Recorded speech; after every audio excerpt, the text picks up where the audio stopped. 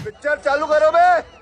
तो चलिए शुरू करते हैं। संसद में जो आप लोगों ने कल किया है ना, जो हरकत, जो पप्पू यादव के साथ बैठ के देश के करोड़ों कसाई भाजपा वाले आलोक जो जी ने आपने भी कहा, सीधे चोट पहुंचाई। अगर औकात है आलोक शर्मा, तो राहुल गांधी जी को बोलिए मस्जिदों में भी चोरी होती है, जरा मौलवी का ड्रेस धारण करके बैठ जाएं और इसी तरह करें। तुम्हारी औकात मौलवी चोर होता है और इसी तरह पप्पू यादव की तरह बोले कि मेरे खून में, मेरे धर्म में औकात है, तो किसी पादरी को बैठाइए। चर्च में भी चोरी होती है, कोई पादरी बोले कि हाँ मेरे खून में, मेरे धर्म में। सनातन का जो मजाक उड़ाया ना आलोक शर्मा, राहुल गांधी जी ने पप्पू यादव के साथ में, क्या औकात है तो ये करके दिखाओ, और नहीं तो कोई औकात नहीं है तुम लोगों की। ठीक है ना, 2009 से ये ड्रामा चल रहा है, अभी पता चले। चंदा चोरी नहीं हुई थी, चंदा डकैती हुई थी, और भाजपाइयों और आरएसएस के लोगों ने मिलकर की थी।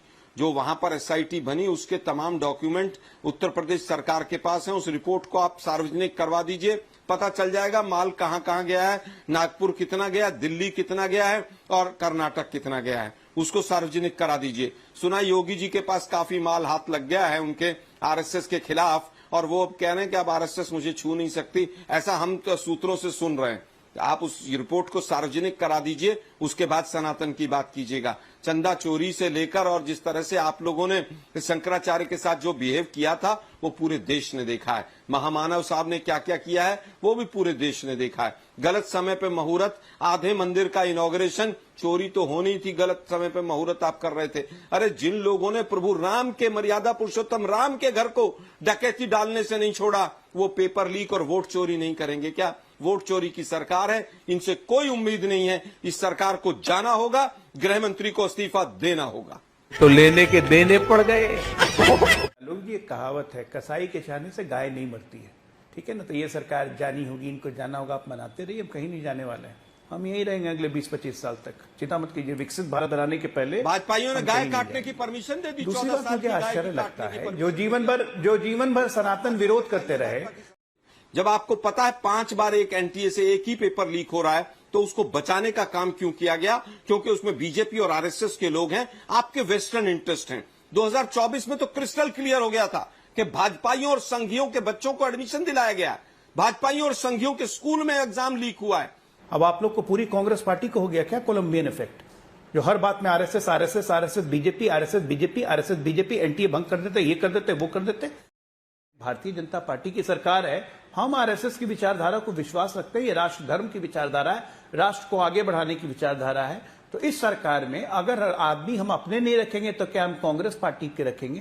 क्योंकि ज्यादातर आरएसएस के लोग एक ही तरह की विचारधारा के होते हैं, उनको देश का नहीं पता होता, वो केवल अपनी विचारधारा थोपना चाहते हैं, और ज्यादातर आरएसएस के लोग अनपढ़ भी होते हैं। एनजीओ को जिसका नाम एनटीए है, एक एनजीओ को किसने ठेका दिया कि आप सारे बच्चों के भविष्य को खराब कर दो, और उसमें किसने आरएसएस के प्रदीप जोशी जैसे लोगों को भरा, जिनके खिलाफ मध्य प्रदेश में और छत्तीसगढ़ में जांच हुई, और मध्य प्रदेश में बीजेपी के लोगों ने कहा कि इनके खिलाफ सीबीआई की जांच होनी चाहिए और एसआईटी होनी चाहिए। और कोई गोमूत्र विशेषज्ञ है तो कहना पड़ेगा भाई क्या प्रॉब्लम है उसमें। ये भी एक सच्चाई है कि इसको लेकर ईमानदारी से बात होनी चाहिए। भाई अब कानून आ रहा है, तो भाई आप निर्भया के बाद आप लोग भी तो कानून ही लेकर आए ना। कौन सा ऐसा मतलब बड़ा परिवर्तन हो गया जिससे घटनाएं पूरी तरह से रुक गई? कानून सख्त लाना भी तो सरकार के ही कामकाज का हिस्सा है, या नहीं? कल ही कानून आया और कल ही 2 पेपर लीक हो गए, एक महाराष्ट्र में और एक उड़ीसा में। कितना मजबूत कानून आया होगा आप समझ सकती हैं। कल ही 2 पेपर आउट हुए और दोनों जगह डबल इंजन की सरकार है। केवल कानून ला देने से कि हम इसके ऊपर पेनल्टी लगा देंगे 10 करोड़ की, 5 करोड़ की, उससे पेपर लीक रुक जाएगा, तो मैं समझता हूं ये बैल बुद्धि है, इससे आगे कुछ नहीं।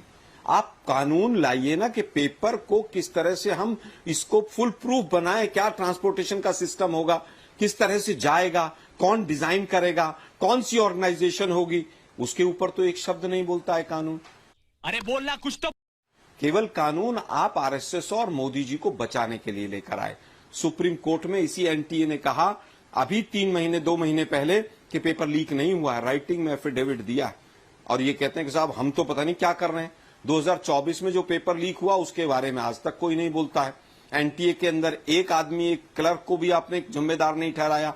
21 जून को नीट का दोबारा पेपर हुआ अंजना जी। महाराष्ट्र और बिहार में मास स्केल पर चीटिंग हुई, मास स्केल पर दूसरे लड़के बैठे गए, तमाम रिपोर्ट आई, FIR हुई, एयरफोर्स करते रह गए और तमाम जो एजेंसीज NTA की लगी थी वो अपना कांड करके फिर दोबारा 21 जून को भी चली गई। FIR हुई हैं और उसके अंदर जांच नहीं हो रही है। जनता को आप मूर्ख समझना बंद कर दीजिए। शर्म आनी चाहिए आपको। दुर्भाग्य यह है कि जिस NTA को पहले ही भंग कर देना चाहिए था वो भंग नहीं किया गया। 152 पेपर लीक होने के बाद आपने कानून बनाया और पूरी छाती थपथपाई कि हमने पता नहीं क्या कर दिया है।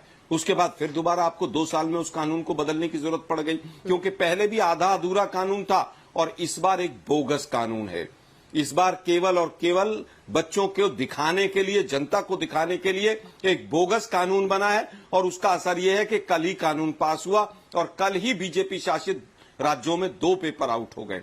अब सवाल आपका आज तक का है कि छात्रों को क्या मिला? Good question. लेकिन कानून कल पास हुआ और उसी दिन चोरी हो गया का कोरिलेशन नहीं बैठाया जा सकता है, क्योंकि अभी कानून लागू तो नहीं हुआ है ना। अंजना जी, 3 दिन से 4 दिन से उसी कानून के ऊपर बात हो रही थी, लेकिन उसका भी डर नहीं था। अब बात आती है छात्रों को क्या मिला। मैं पूछता हूं कौन दे सकता था?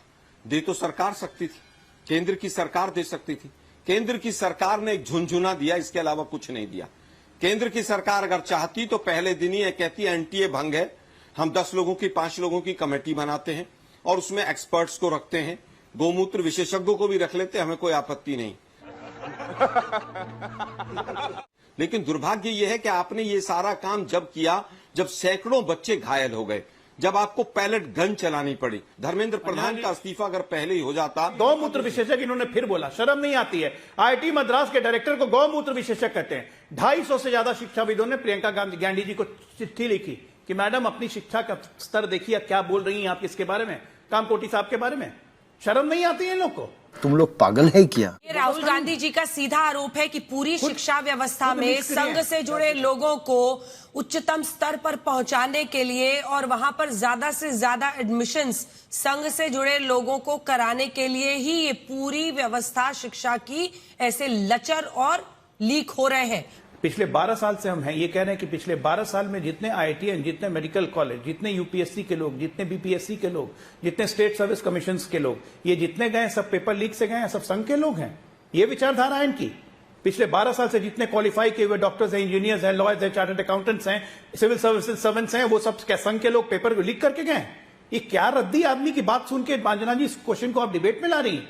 आपकी औकात बता रहा हूं सर। वांगचुक के लिए भी इन लोगों ने कहा है चाइनीज एजेंट है ये, उसके खिलाफ तमाम तरह के केस ठोक के जोधपुर जेल में डाल दिया था। आज वांगचुक जी हो गए हैं, आज सम्मानित वांगचुक जी हो गए हैं, उन्हीं के सांसद और तमाम लोग कह रहे थे कि वो चाइना के एजेंट है। दुर्भाग्य यह है कि इनको वास्तव में, मैं फिर कह रहा हूं, बिल्कुल बोला गया था कि चाइना के बिल्कुल एजेंट बोला गया था। ठीक है, उसके बाद जो अभी आपने बोला बचिए, क्या जोधपुर जेल में नहीं ले जाया गया था? जिनके नाम पर ये पूरा आंदोलन हुआ, जिनके भूख हड़ताल की वजह से इतने सारे बच्चे देश भर से आए, अब आप लोग कह रहे हैं कि उन्होंने कॉम्प्रोमाइज कर लिया। नहीं, केवल मैंने नहीं कहा, मैंने कहा कि उनके आंदोलन बच्चों ने किया, आंदोलन वांगचुक जी ने नहीं किया। वांगचुक जी भूख हड़ताल पे बैठे, हम उनका सम्मान करते हैं, वहां तक। और कोई चीज होगी तो आलोचना भी कर देंगे, कोई बड़ी बात नहीं। आंदोलन बच्चों ने किया, बच्चों का आंदोलन था, वांगचुक जी का आंदोलन नहीं था। लेकिन बात यह है कि NTA में कैसे सुधार हो, NTA में सुधार कैसे किया जाए, इस पर भाजपा खामोश है। मालूक जी एक शब्द नहीं बोल रहा है कोई। अब आप रुक जाइए आलोक जी। रेस्ट। तुम्हें शर्म है? मलूक जी, आज सवाल तो यही है ना कि जो सरकार है उस पर जिम्मेदारी है। अगर ऐसा मौका नहीं आता, बच्चों का भरोसा नहीं टूटता, तो फिर थोड़ा ना विपक्ष को या किसी को भी मौका मिलता। देखिए, जिम्मेदारी सरकार की है, ये सच है। जो NDA के कार्यकाल में हुआ नहीं होना चाहिए था, पर क्या 65 साल कांग्रेस के राज में जो हुआ, दशकों से जो माफिया चला आ रहा था, उसको 2024 में बिल लेके आए और अब सख्त बिल लेके आए, तो क्या 1 करोड़ की 10 करोड़ पेनल्टी करना जुर्म है? विपक्षी क्या ये चाहते हैं ना बढ़ाया जाए? 1 साल 3 साल की सजा 10 साल की सजा करी जाए, तो क्या विपक्षी ये चाहते थे? कोई सेंसेस बात नहीं। अनुराग जी, कानून में क्या शामिल हो सकता है ताकि छात्रों को ऐसा ना लगे कि भाई उनको क्या मिला? ऐसा कुछ भी आप लोगों ने अगर सुझाया हो आपकी पार्टी के नेताओं ने, तो बताइए। देखिए, सरकार को इस बात का एहसास है और सरकार जानती है कि जहां युवा और छात्र खड़े हो जाते हैं, वहीं से नया दौर शुरू होता है। और उन्हें पता है नया दौर आने वाला है। नया दौर जब आएगा तब उनका इस बात का आभास है कि नए दौर में भारतीय जनता पार्टी की नफरत की राजनीति नहीं चलेगी। अब राजनीति होगी विकास की और शिक्षा पे, राजनीति होगी देश को आगे ले जाने पे, राजनीति देश को पीछे ले जाने पे नहीं होगी। अभी जो आपने कानून की बात की, निर्भया का कांड हुआ था, बहुत मजबूत कानून बना उसके बाद। तो मैं पूछता हूं अंजना जी, क्या उसके बाद महिलाओं पर अत्याचार कम हो गए क्या? कानून बनाना एक बात है, कानून का पालन कराना, उसका डिलीवरी सिस्टम मजबूत करना, वो फेलियर है इस भारतीय जनता पार्टी सरकार में। सही पकड़े हैं। उसमें भ्रष्टाचार सिस्टम है, भ्रष्टाचारी लोग हैं, चोर हैं। तो आप जानते हो इस सरकार में तो हर जगह चोर पाए जाते हैं ना। जैसे आपने देखा चढ़ावा चोर, वहां भी चोर पाए जा रहे हैं।